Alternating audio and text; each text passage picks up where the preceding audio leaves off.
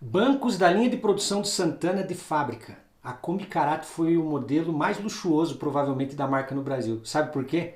Porque quando a Kia Besta, Asia Topic e Towner chegaram no Brasil, elas deram um baita de um susto na Volkswagen nas vendas. Vou te contar essa história inteira. Fala galera, sejam bem-vindos ao mundo da graxa. Hoje eu vou contar para vocês sobre uma das Kombis mais raras. Poucas pessoas sabem que ela existe, inclusive muita gente, quando viu esse veículo, achou que ele tinha sido personalizado pelo dono, mas não, ela saía de fábrica assim. Mas por que a Volkswagen iria querer uma Kombi luxuosa? Já curte, se inscreve, vamos direto ao assunto.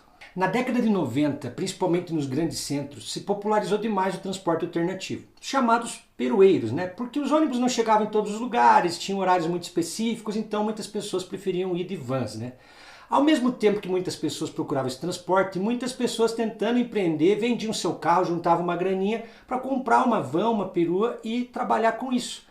E claro que a Kombi nadava de braçada, porque ela não tinha praticamente nenhum concorrente. Aqui a gente está falando daquela Kombi teto baixo, a porta lateral não era de correr, enfim, aquela que a Volkswagen nunca atualizava, porque afinal de contas não tinha concorrente, então por que eles iam se preocupar? Estavam nadando de braçada. Mas aquela história, nada como uma boa concorrência para fazer a pessoa se espertar, né? Só que o Brasil, na década de 90, vai fazer uma abertura comercial e vai fazer o pareamento do real e dólar, ou seja, cada R$1 valeria $1. Isso fez com que veículos importados ficassem muito mais baratos e com a abertura eles tiveram muito mais acesso.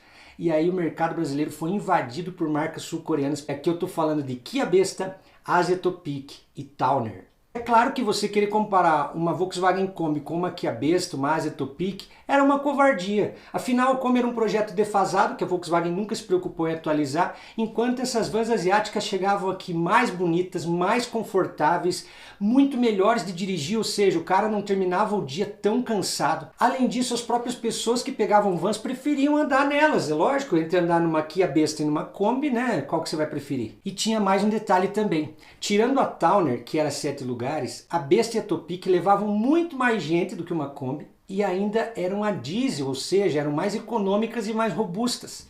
Cara, não ia ter jeito. Claro que a Kombi ia levar uma invertida nessa brincadeira aí. E levou, né? Em 96 a Towner vendeu quase o dobro do que a Kombi vendia. E aqui a Besta chegou próximo dos números da Kombi, só com um detalhe, ela era bem mais cara. Então a Kombi estava numa situação complicada. A alíquota é de 20%. Dólar, ano passado. Isso! Várias formas de pagamento. Aproveite que os coreanos da Asia Motors enlouqueceram e estão entregando em suas revendas toda a linha Towner com alíquota de 20%, dólar do ano passado e facilidades de financiamento. Mas é por pouco tempo. Passe por uma revenda antes que eles se curem. Devolve meu chapéu. Nessa ocasião, a Volkswagen já se preparava para lançar a nova Kombi, que na verdade seria aquela com teto alto e porta lateral de correr. E aí eles pensaram, bom, para responder esse mercado nós vamos ter que lançar uma Kombi melhor, né? E é aí que vai entrar a Kombi Karat. Karat significa quilates, uma maneira de dizer que ela tem mais quilates, ela é mais luxuosa.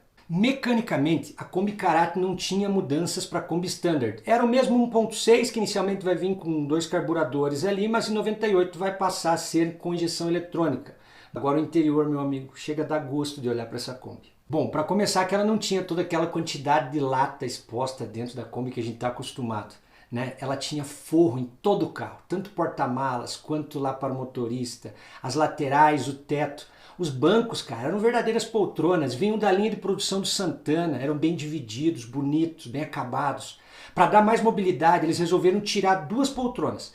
Uma lá da frente, do lado do motorista, então se você tivesse como passageiro, você poderia passar por dentro do veículo sem ter que ir por fora. E também o terceiro banco da fila do meio, que é sempre aquele que atrapalha para você entrar. Eles retiraram esse banco, então ficou muito mais espaçosa ali dentro. O único opcional era a preparação de som, que você podia escolher vir ali com um toca-fitas, que teria uma preparação de som tanto nas portas dianteiras como no teto para os passageiros lá atrás. E ainda tinha desembaçador traseiro, vidros verdes, para-brisa em degradê. Esteticamente, lá na frente os piscas não eram mais amarelos, agora eram cristal. E lá atrás as lanternas fumê.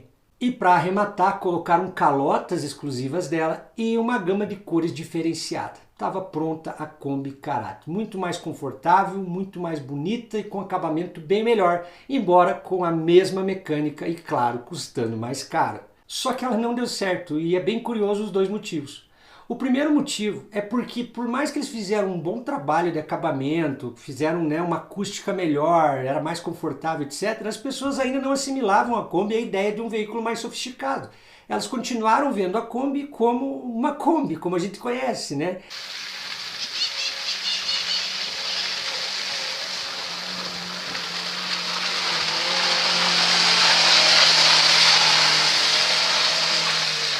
E agora finalmente ela conseguiu subir. E por isso muitas pessoas achavam que não justificava pagar o preço a mais que a Volkswagen queria, simplesmente por uma gourmetização do veículo, vamos dizer assim. Sem contar que a mecânica ainda era a mesma. E o segundo, lembra que eles tiraram 2 poltronas para melhorar a mobilidade? Só que se você é um perueiro, cara, quanto mais gente você conseguir colocar ali dentro, melhor. Com 2 poltronas a menos, 2 pessoas a menos. E isso implicava em outro problema. Se ela tinha só 7 lugares e uma Kia Besta tinha 15, isso significava que cada 2 Kombis levavam a mesma coisa que uma Besta. Ou seja, não era viável nem financeiramente. A Kombi Karat em si ficou 2 anos em linha, vendeu pouco mais de 1000 unidades. Como eu disse, não é um veículo muito fácil de você encontrar aí nos seminovos. Mas como que mesmo não dando certo, a Kombi conseguiu vencer as sul-coreanas? Enquanto essas vans sul-coreanas eram novas, todo mundo gostava. Eram mais robustas, mais confortáveis, eram a diesel, etc. Só que à medida que o tempo vai passando, esses veículos vão envelhecendo, eles vão percebendo que aquela mecânica diesel era muito mais cara, encontrar peças para esses veículos não era fácil, nem todo mecânico conseguia mexer e às vezes o que você economizava, no final você gastava em peça, manutenção e etc. E aí eles chegaram à conclusão de que mesmo a Kombi sendo jurássica, tendo os problemas dela, sendo barulhenta, desconfortável, etc., ela ainda era o único veículo que você conseguia fazer todo esse trabalho e no final do dia, por mais que tivesse cansado, você tinha um lucro e se precisasse de uma peça, de uma manutenção, coisa assim, era fácil de mexer. Ou seja, ela fazia o feijão com arroz bem feito. E assim, pouco a pouco, os perueiros começam a voltar a utilizar a Kombi, mesmo que no modelo Standard, e a abandonar esses modelos sul-coreanos.